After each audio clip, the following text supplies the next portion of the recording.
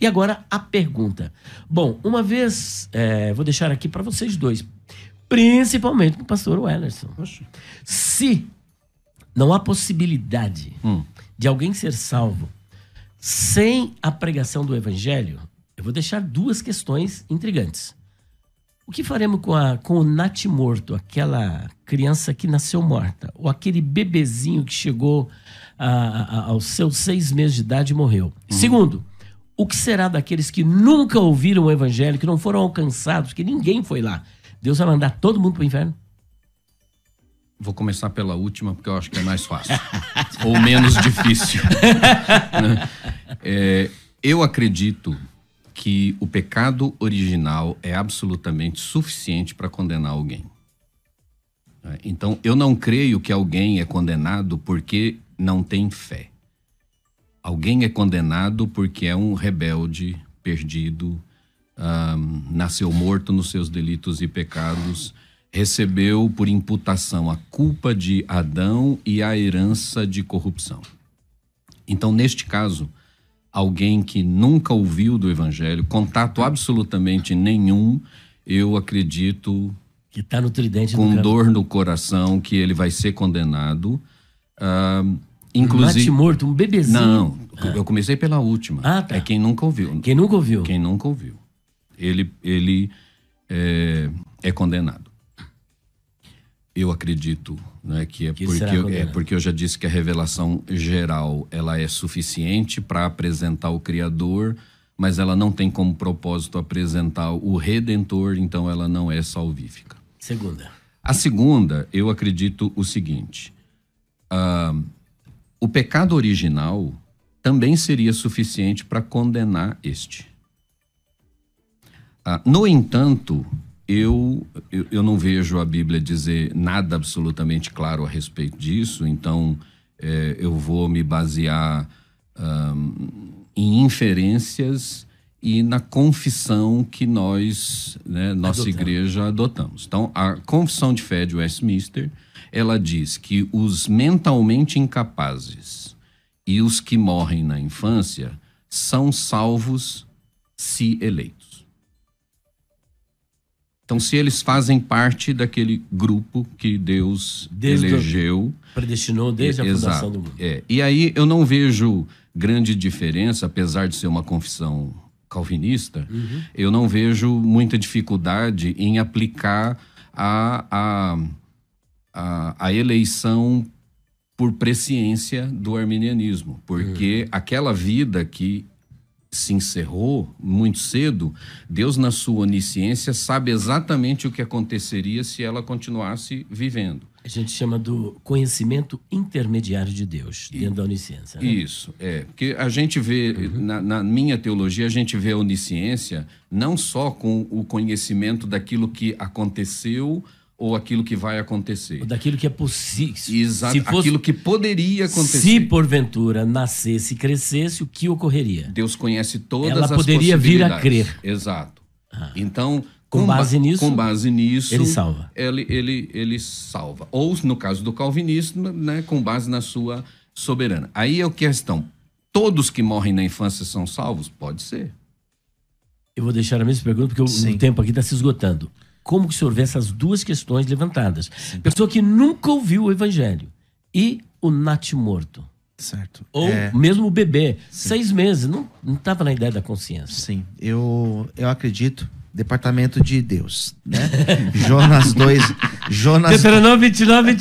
Jonas 2:9, salvação pertence ao Senhor, né? Senhora, tá. Salmo de número 3, a salvação vem de Deus. Então eu acredito que esse departamento de salvação pertence de fato ao Senhor. O que eu penso nesses exemplos que o senhor colocou? Que no caso de uma criança, sim, é salva, porque ela não teve oportunidade, né? E no caso dessas pessoas que nunca ouviram falar do evangelho, creio que elas serão julgadas dentro daquilo que elas podem corresponder. Não creio, isso é uma crença minha, não creio que Deus vai exigir a correspondência de uma pessoa que jamais ouviu falar dele. Seria mais ou menos eu exigir que uma criança carregasse um peso maior do que ela pode carregar e dizer, se você não carregar, você está condenado. Então, eu penso dessa forma. Então, Provérbios 20:11 diz assim: até a criança se dar a conhecer pelas suas ações, se o que faz é puro ou reto. Então, aqui o texto deixa claro que ela pode fazer algo puro e reto ou não.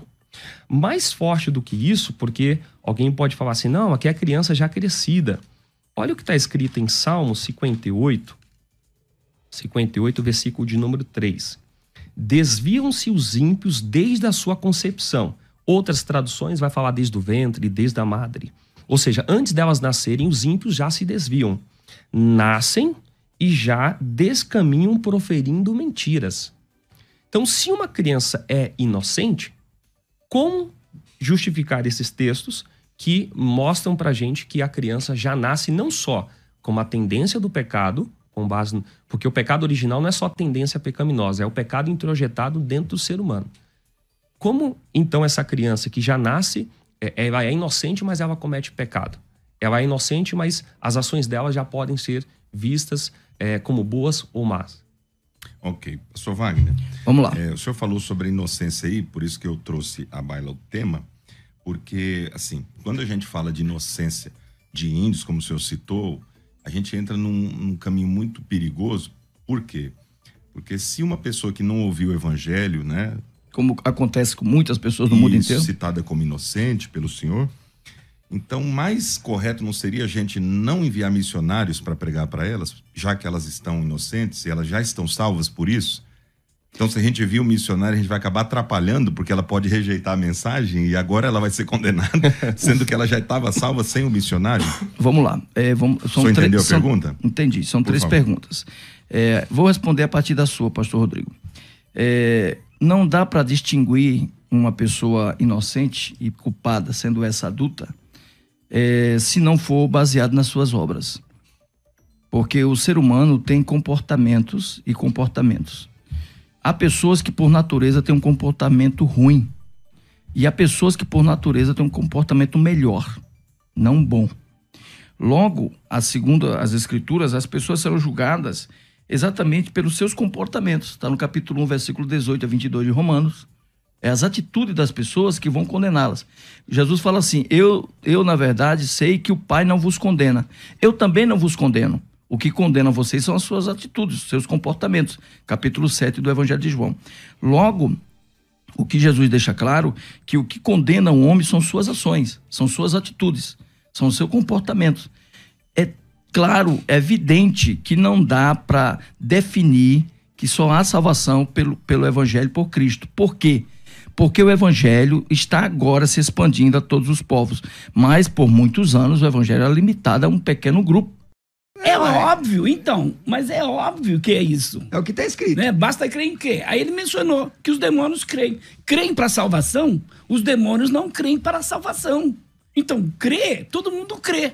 Até o demônio crê. Agora, para a salvação, não. Por isso que eu estou dizendo aqui que é necessário só crer em Jesus para a salvação. Então, João Batista, no capítulo, aliás, João o Evangelista, no capítulo de número 3 de João, verso 36, ele diz, aquele que crê no Filho tem a vida eterna. Não diz aquele que crê no Filho, mas se batiza. Aquele que crê no Filho, mas lê a Bíblia de Gênesis e Apocalipse. Não diz aquele que crê no Filho e faz boas obras. Não diz isso o texto.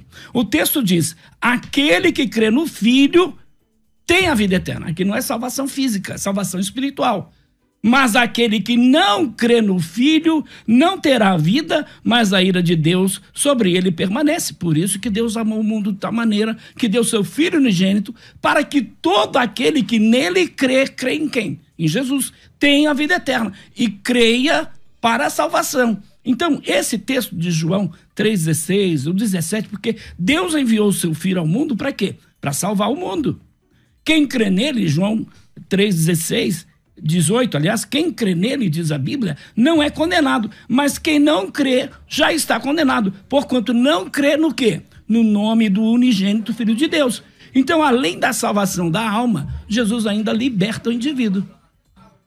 E aí, a gente precisa entender, conhecereis a verdade e a verdade vos libertará. João 8,32. Se o Filho vos libertar, verdadeiramente sereis livres, João 8,38. Então, aí a gente tem inúmeros outros textos que eu poderia continuar falando aqui, que é necessário você crer. Por isso, Atos 4,12 diz que não há salvação em nenhum outro nome. Então, igreja não salva, boas obras não salvam. Você, como diz o apóstolo Paulo, escrevendo aos irmãos da cidade de Éfeso, capítulo 2, verso 8 a 10. Porque pela graça sois salvos, por meio da fé. Isto não vem de vós, é dom de Deus. Não vem das obras para que ninguém se glorie. Porque somos feituras suas, criados em Cristo Jesus, para quê? Para as boas obras, as quais Deus preparou de antemão para que andássemos nelas. Agora deixa eu ouvir o Johnny, porque senão ele vai ficar com muita coisa para poder digerir. E aí, Johnny, você crê como os mormons?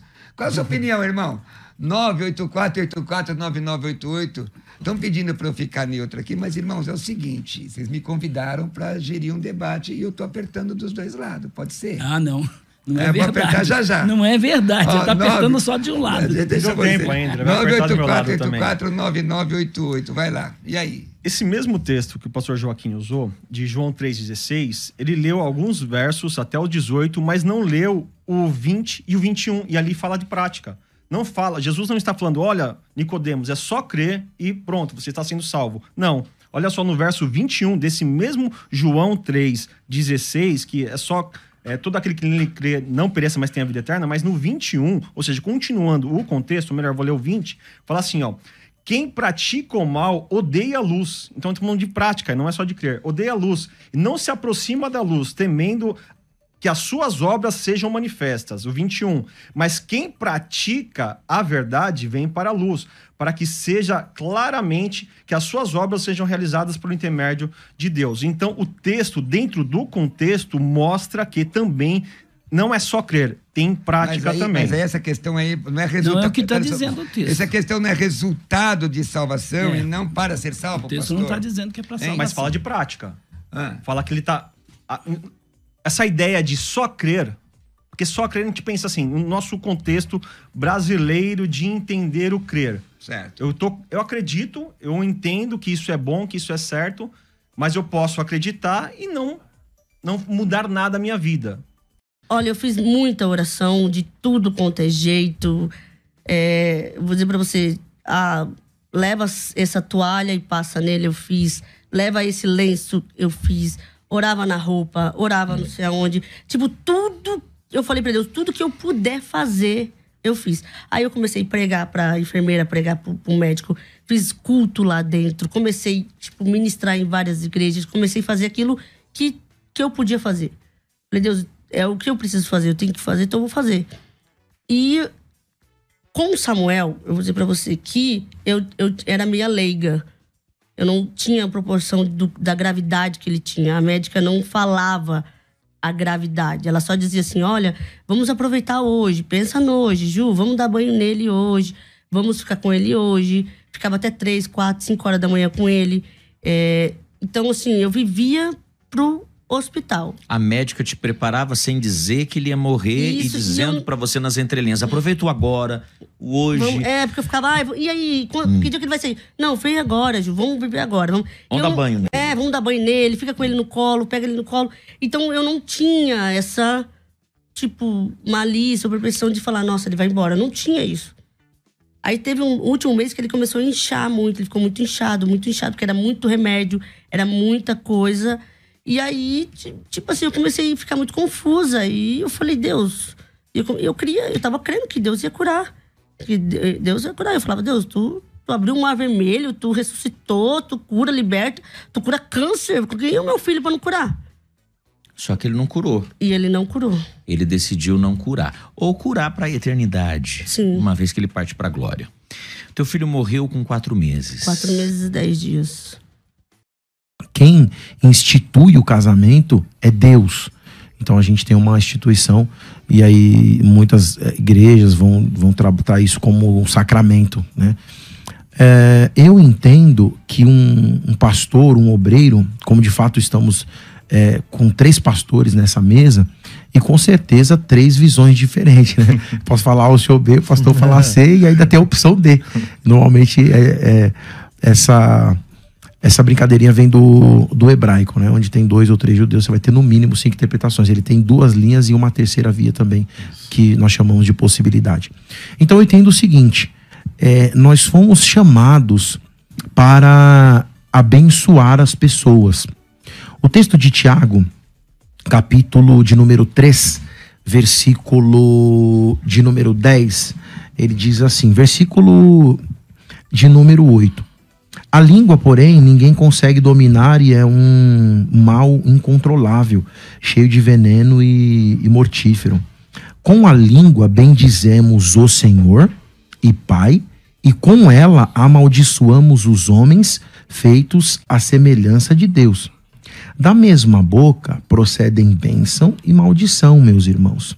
Não pode ser assim. E aí, quando ele continuar, é claro que Tiago está falando mal aqui da fofoca, né? O contexto para a igreja. Então, uma boca não pode amaldiçoar e abençoar. Ele dá ênfase à bênção. Tiago era o pastor da igreja aqui. A questão é a seguinte, por que a pessoa, ela escolheu o pastor, ela escolheu o obreiro, aonde que está escrito, quem que determinou isso nesses 500, 600 anos de Brasil? Se eu quiser também entrar no contexto de Europa, eu finalizo fazendo uma pergunta. Que quem vaticina o casamento ou não, porque aí hoje nós temos o efeito civil e religioso, você casou na igreja, você casou, isso é cultural, né? Mas o que vaticina que a pessoa é casada ou não é o papel, o documento que ela tem, que ela vai falar que ela é casada ou não, né? E isso é tratado pelo Estado. A questão é a seguinte, quando que surgiu essa ideia de que a igreja evangélica que vaticina o casamento de alguém ou não, que a pessoa ela tem que casar na igreja, ou que é o pastor que tem que dar a bênção, porque se não for a bênção do pastor não vale. Mas e quando alguém prefere o pastor, ele fala assim, pastor, eu gostaria que o senhor realizasse o meu casamento, mas ela não congrega na sua igreja, na minha igreja, por exemplo. Eu falo assim, não, aqui na igreja só realizo, porque tem isso, não sei se vocês pensam assim, não tem problema nenhum. Assim. Aqui na igreja, o pastor não aluga espaço, tem igreja que já aluga, a gente só vai realizar o casamento de quem é membro do nosso ministério.